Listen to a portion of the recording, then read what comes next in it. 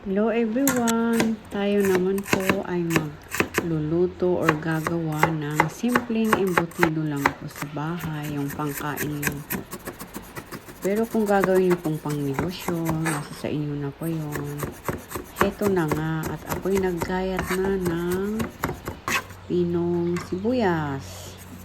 Sunod po ay yung bawang. Ganon din po.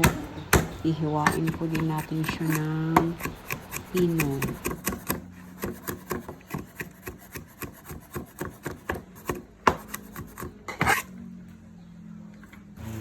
At pagkatapos, isunod naman po natin yung 3 piraso ng maliliit na carrots. Ganon din po, hihiwain din po natin ng pino.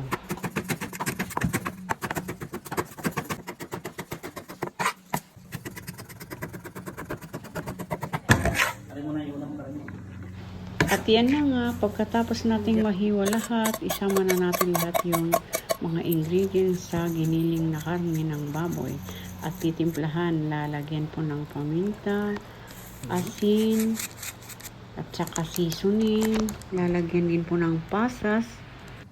At hahaluin na po natin ang pinagsama-samang ingredients.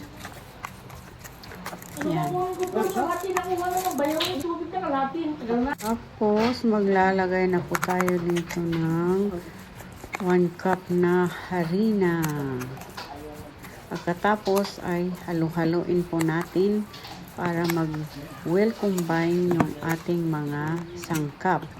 At maglalagay po tayo dito ng 3 piraso ng large na itlog. Yan. At kagaya niyan ay paghalu-haluin din yan para well combine. At pagkatapos ay ilalaga naman natin itong itlog ng pugo o quail eggs. Kasi pwede naman po yung itlog na itlog ng manok. Pero mas gusto ko tong itlog ng pugo para cute kasi maliliit siya. At nagdarang naman ako dito ng dahon ng saging na siya kong pagbabalutan ng embutido. Kasi wala po kaming aluminum foil. Ito po yung available, kaya ito na lang po yung aking ginamit. At pwede naman po siyang gamitin. Yan po. Babalutin, lalagyan po lang itlog ng pugo sa ibabaw, tapos babalutin. Yan. Same procedure lang din po hanggang sa matapos yung pagbabalot.